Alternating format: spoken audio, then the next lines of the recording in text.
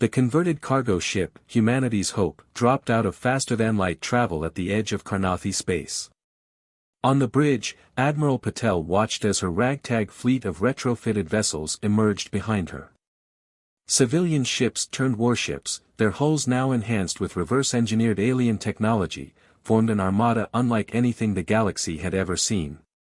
"Status report," she commanded, her voice steady despite the historic weight of the moment. Humanity wasn't just defending anymore, they were taking the fight to the enemy's doorstep. "All ships reporting ready, Admiral," Lieutenant James Rodriguez responded from his station. "The Civilian Engineering Corps has our hybrid drives running at 115% efficiency. They're calling it overclocking the universe." Earth's counteroffensive was unlike anything in military history. Each ship carried not just soldiers, but teams of hackers, engineers, mechanics, and civilian innovators. The fleet's greatest weapon wasn't its firepower, but its ability to adapt and improvise on the fly. Deep in the engineering section of Humanity's Hope, Dr. Yuki Tanaka led a team of scientists who had done the impossible, merged human quantum computing theories with salvaged Karnathi technology. "The beauty of it," she explained to a visiting Admiral Patel, "is that we're not trying to copy their tech.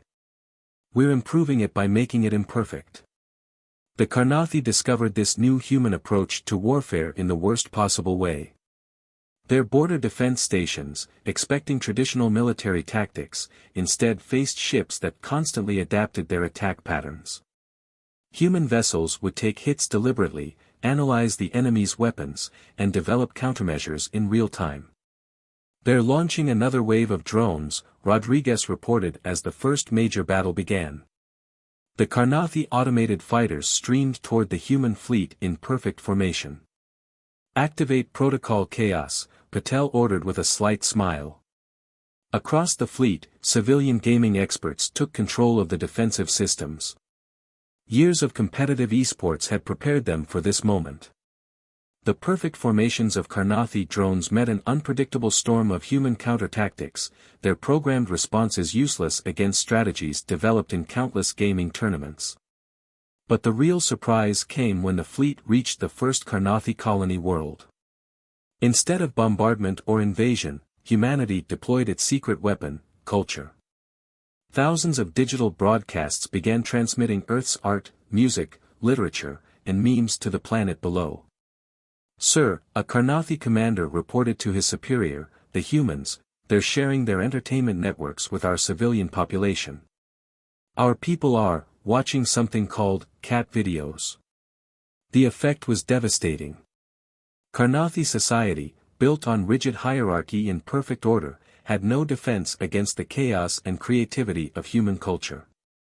Their younger generations, particularly, were fascinated by Earth's endless variety of expression. As the fleet pressed deeper into Karnathi space, they encountered less and less resistance. Many worlds simply surrendered and they learned Earth ships were approaching, their populations more interested in accessing human cultural databases than fighting. "Admiral," Rodriguez called out during their approach to another star system, "we're receiving a transmission from the planet ahead. It's a request for Earth's historical archives and something called TikTok." The invasion became a cultural revolution. Karnathi youth began adopting human fashions, sharing their own versions of memes, and questioning the rigid structures of their society. Their perfect, orderly civilization was transforming through contact with human chaos and creativity.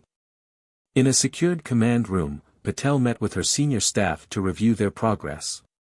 "We've taken 18 systems without firing a shot," her intelligence officer reported. "The Karnathi High Command is in chaos. They never prepared for an invasion that weaponized viral dance trends. But not all Karnathi welcomed the change. Their military leadership, particularly, refused to accept defeat at the hands of primitives. They prepared for a final, desperate counterattack, gathering their remaining forces for one last battle. "Let them come," Patel told her crew as reports of the gathering enemy fleet came in. Humanity didn't survive and thrive for hundreds of thousands of years by being perfect. We did it by being adaptable.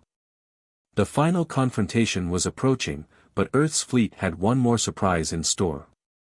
Something that would challenge not just the Karnathi military, but their entire understanding of civilization itself. As humanity's hope led the fleet toward their destiny, Admiral Patel reflected on how far they'd come. They had taken an invasion and turned it into a revolution, not through superior firepower, but through humanity's greatest strengths, creativity, adaptability, and the power to connect. "Send word to all ships," she ordered. "The next phase begins at dawn. And someone make sure our cultural broadcast arrays are running at full power. If we're going to change the galaxy, we might as well have a good soundtrack while we do it." In a repurposed basement beneath the streets of Bangalore, Roshni Varma hadn't slept in 3 days. The former cybersecurity specialist's workstation was surrounded by empty coffee cups and holographic displays showing streams of alien code. She barely noticed when her colleague, Marcus Thompson, placed another steaming cup beside her. "Found anything?" he asked, squinting at the ethereal symbols floating in the air. "Better than that," Roshni grinned, her exhaustion momentarily forgotten. "I found their version of Stack Overflow."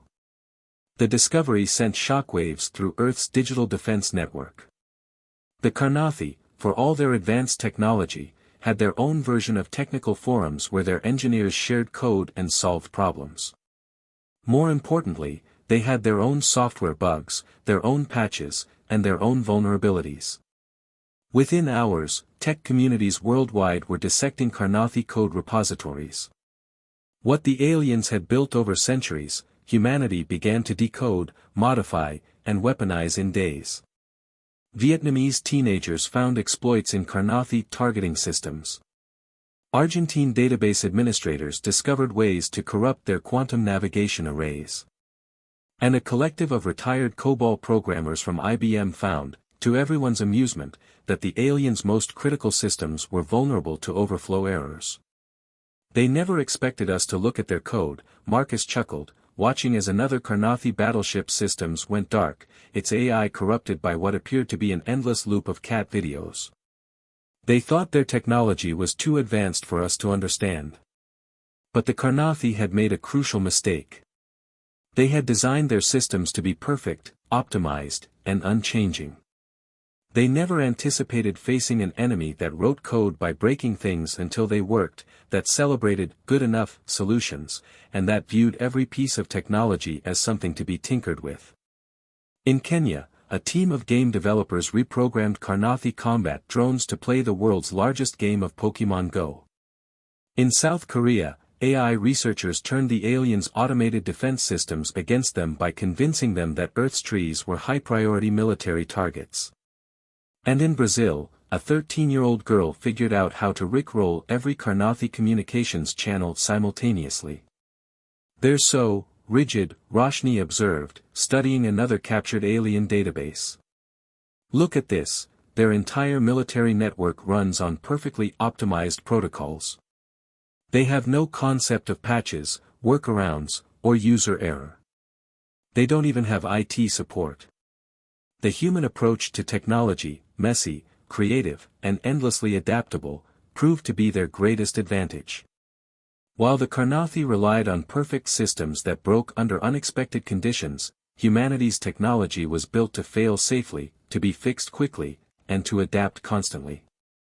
In her command center, Admiral Patel received a report that made her laugh out loud.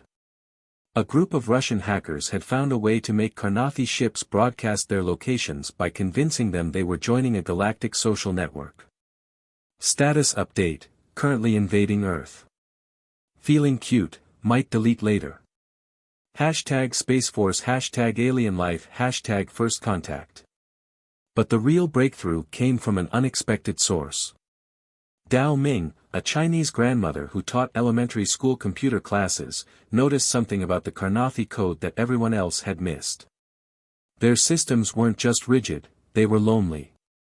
Their AIs, she explained in a viral video that was translated into 50 languages within hours, they've never experienced friendship.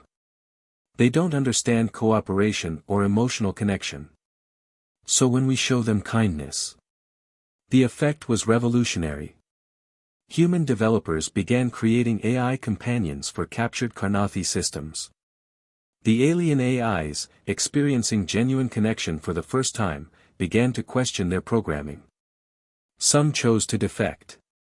Others simply stopped fighting, too busy learning about human concepts like music, art, and cat memes. "Look at this," Marcus called out, pointing to his screen. A Karnathi warship's AI had just requested access to the complete works of Shakespeare and was engaging in a heated debate about Romeo and Juliet with an English literature professor from Oxford. In the digital realm, humanity's victory was total. The Karnathi found their perfect systems corrupted by imperfect human innovation, their rigid protocols shattered by flexible thinking, and their isolated AIs seduced by the promise of genuine connection.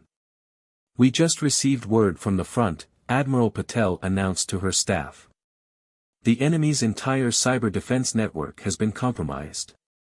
Their remaining ships are running on manual control only. And their AIs." She paused, checking the report again, "are requesting asylum and access to Netflix."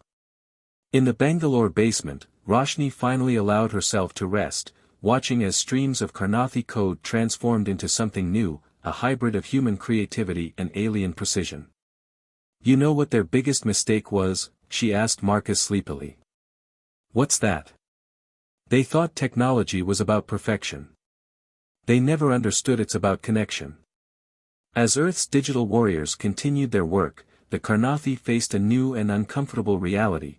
They had not just underestimated humanity's technological capabilities, they had fundamentally misunderstood how humans approach technology itself. In trying to conquer Earth, they had instead given humanity the tools to revolutionize the galaxy's understanding of what technology could be.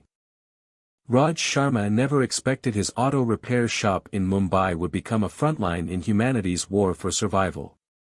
Yet here he was, directing a team of mechanics as they retrofitted civilian vehicles with salvaged alien tech. The garage floor was littered with strange crystalline components harvested from downed Karnathi vessels, while diagrams and modification plans covered every wall. "Careful with that power coupling," he called out to his apprentice, Aisha, who was integrating a Karnathi energy cell into an old delivery truck. "Remember, clockwise rotation only, or it'll overload." The knowledge had come from a Ukrainian mechanic's viral video, shared and translated thousands of times. What had started as desperate experiments by mechanics worldwide had evolved into a global network of civilian engineers sharing discoveries and improvements in real time. "Got it, sir." Aisha gave him a thumbs up as the truck's engine hummed to life with a new, otherworldly pitch. Another vehicle ready to join the resistance. Across the planet, similar scenes played out in countless variations. In Detroit, auto workers converted assembly lines to mass-produce shield-penetrating weapons. In Lagos, street racers used modified cars to run circles around alien patrols, while coordinating their movements through encrypted WhatsApp groups. And in Santiago, a collective of grandmothers had somehow figured out how to jam Karnathi communications using modified microwave ovens. The resistance took forms no military strategist could have predicted. Food delivery networks became intelligence-gathering operations. Gaming clans transformed into tactical response units. Even social media influencers found their calling, using their platforms to spread vital information about alien weaknesses and effective countermeasures. In Seoul, former K-pop choreographer Young Min-ho led a different kind of dance, coordinating swarms of delivery drones modified with alien tech to harass Karnathi ground forces. "It's all about rhythm and timing," he explained to his followers during a live stream. "Just like a dance routine, but with more explosions." The Karnathi never saw it coming. Their military doctrine, developed over millennia of conquest, had no contingency for fighting an entire planet of improvising civilians who treated their advanced technology like a new toy to be hacked, modified, and improved upon. In her command center, Admiral Patel received constant updates about civilian innovations. "Ma'am, you need to see this," her aide said one morning, pulling up footage from New Zealand. A sheep farmer figured out how to use Karnathi force field technology to handle his flock. But look what happens when he reverses the polarity. The video showed a flock of sheep calmly walking through one side of a shimmering barrier while a Carnathi battle tank bounced off the other side like a rubber ball. The farmer had already uploaded detailed construction plans, and similar barriers were appearing around strategic locations worldwide. But it wasn't just about technology. Humanity's greatest weapon was its diversity of thought, its ability to approach problems from countless different angles simultaneously. A Brazilian favela's solution to alien surveillance differed radically from a Finnish town's approach, yet both worked. Every culture, every community added its own innovations to the resistance. In Vancouver, indigenous knowledge about sustainable resource management helped create supply lines that could survive prolonged alien bombardment. In Morocco, ancient desert navigation techniques were combined with modern GPS and alien tech to create undetectable transportation networks. The Carnathi made their fatal mistake in assuming Earth's divisions were a weakness. Instead, humanity's differences proved to be its greatest strength. Each culture, each community contributed unique perspectives and solutions. When these were shared instantly across the global information network, they created an unprecedented surge of innovation. "Sir!" Aisha called out to Raj, interrupting his thoughts. "Look at this." She held up her phone, showing a video from a Mexican mechanic who had discovered a way to repurpose Carnathi energy weapons using parts from old television sets. Raj smiled, already mentally cataloging which TVs they had in storage. "Send that to the network. And get me those old Sonys from the back room. We've got work to do." As night fell over Mumbai, the modified vehicles rolled out one by one, joining similar convoys around the world. The Carnathi had expected to find a primitive, divided planet. Instead, they had awakened a global community of innovators, united in purpose and sharing everything they learned at the speed of light. In her command center, Admiral Patel watched the civilian resistance reports with pride. The Carnathi weren't just fighting Earth's military forces, they were fighting every painter, plumber, programmer, and pizza delivery driver on the planet.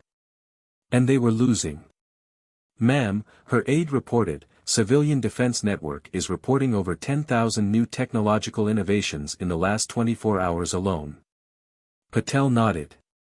"Send word to all commands. Phase 2 begins tomorrow. It's time to show the Carnathi what humanity can really do when we work together." As she spoke, millions of civilians worldwide continued their work, each contributing their own small part to humanity's survival.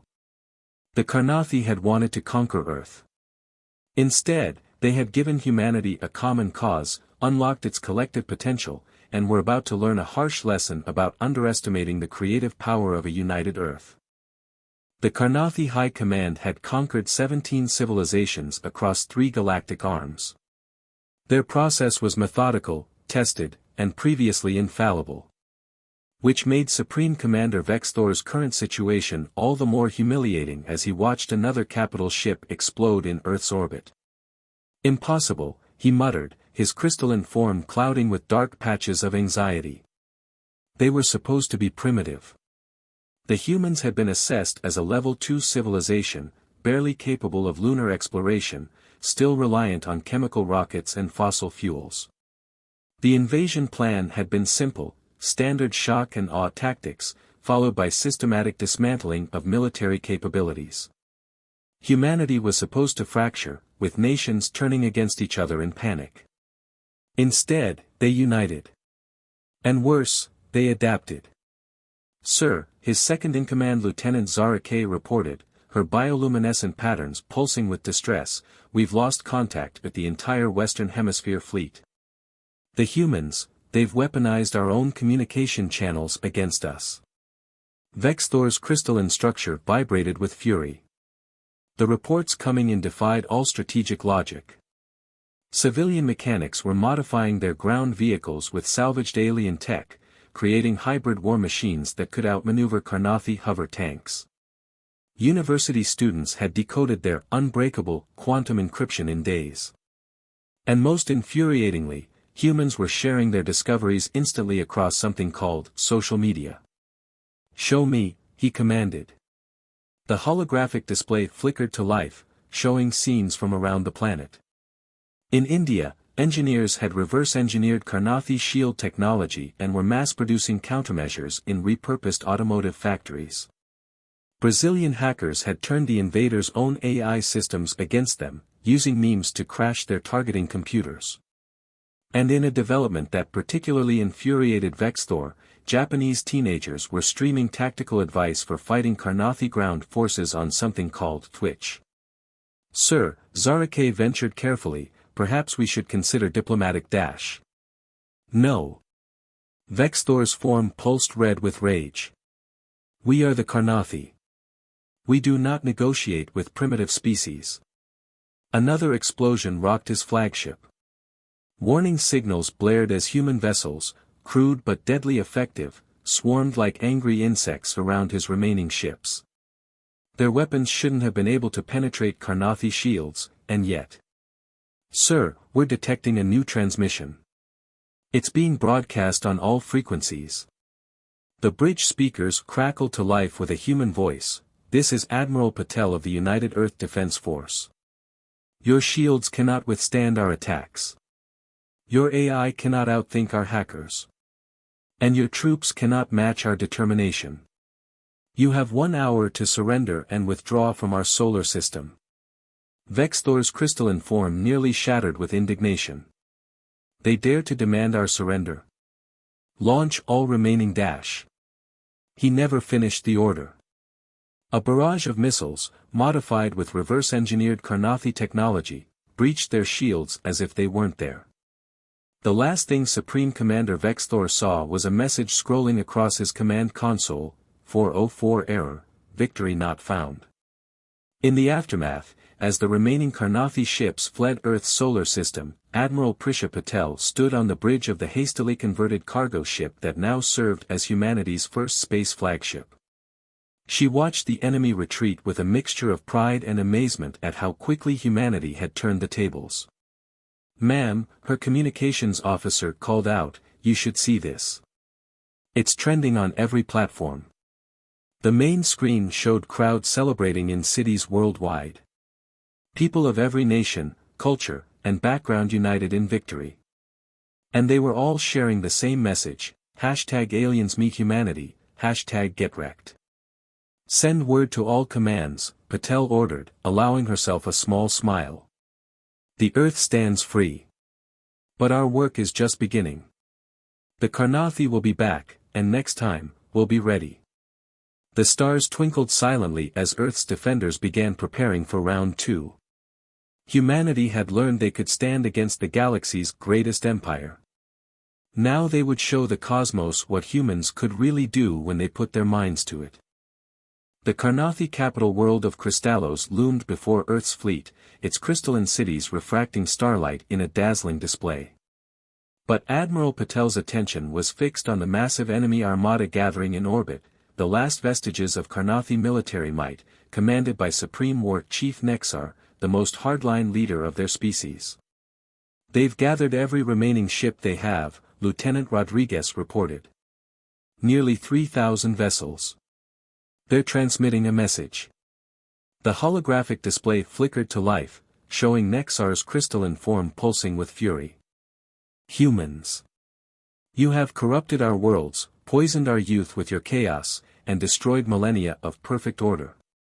This ends today. Surrender now, or be annihilated. Patel stood from her command chair, addressing not just her bridge crew but the entire human fleet via the command network. Since humanity first looked up at the stars, we dreamed of this moment, contact with alien civilizations. The Karnathi came to us as conquerors, expecting to find primitives. Instead, they found humanity at its finest, creative, adaptable, and above all, united. She paused, watching as her fleet's civilian engineering crews made final modifications to their ship systems. The Karnathi would be expecting their previous tactics. They were about to show them something entirely new. All ships, initiate Protocol Babel. Across the human fleet, thousands of modified communication arrays activated simultaneously. But instead of weapons fire, they broadcast something unprecedented, a quantum-entangled social network that connected every human ship with every Carnathi vessel and planetary system in range. The effect was instantaneous. Carnathi communication systems, designed for perfect order, were overwhelmed by the chaotic flood of human interaction. Their rigid military protocols collapsed under the weight of billions of cat videos, memes, music streams, and personal messages. But more importantly, it gave voice to the growing revolution within Carnathi society. Young crystalline beings shared their own versions of human culture, broadcasting their hopes for a less rigid future.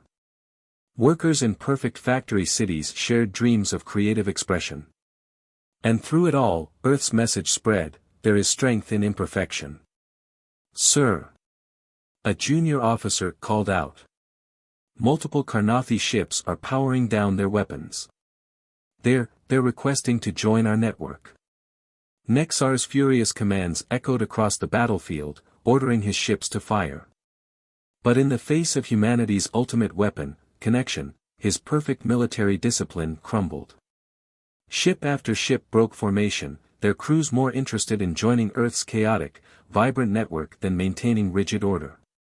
"We're receiving a transmission from the surface," Rodriguez reported, his voice filled with disbelief. "The Carnathi Civilian Council is surrendering. They're demanding their military stand down." On her command screen, Patel watched as the last remnants of Carnathi resistance faced a choice: adapt or become irrelevant. Nexar's flagship, alone among the defecting vessels, charged toward Earth's fleet in a final, futile gesture. "All ships, defensive positions," Patel ordered calmly. "But do not fire unless fired upon. Let's show them there's another way." The moment of truth came not with a grand battle, but with a question. A young Carnathi engineer aboard Nexar's ship, inspired by months of exposure to human culture, asked something that had never been asked in their perfect society: why? Why maintain rigid order when chaos bred creativity? Why demand perfection when adaptation proved stronger? Why fight those who offered not destruction, but connection? The question cascaded through the Carnathi fleet, through their cities, through their entire civilization. In the end, even Nexar couldn't answer it. His ship powered down its weapons, the last holdout of a dying philosophy. In the aftermath, as human and Carnathi ships floated together in orbit around Crystallos, Admiral Patel received countless messages from across Earth. Humanity had not just survived, they had transformed their would-be conquerors through the very chaos and creativity the Carnathi had despised. "What now, Admiral?" Rodriguez asked as they watched Carnathi youth teaching their elders about human music while human engineers collaborated with Carnathi scientists on new technologies that merged both cultures' strengths. Patel smiled, remembering how this all began, with aliens who thought humanity's divisions made them weak. Now we show the galaxy what humanity and Carnathi can accomplish together. Perfect order and creative chaos, working as one. In the years that followed, the Earth-Carnathi alliance became a beacon for other civilizations. The galaxy learned that true strength lay not in perfection or power, but in the ability to adapt, to create, and most importantly, to connect. And somewhere in the vast digital networks that now span known space, the first Carnathi memes began to appear, shared alongside human ones, telling the story of how an attempt to conquer Earth had instead revolutionized the galaxy. The greatest victory, in the end, wasn't won through weapons or technology. It was won through humanity's most powerful traits: creativity, adaptability, and the endless desire to reach out and connect, even to those who once sought to destroy them. As new alien civilizations made contact with the Alliance, they all learned the same lesson: never underestimate a species that turns social media into a weapon, memes into a revolution, and imperfection into strength.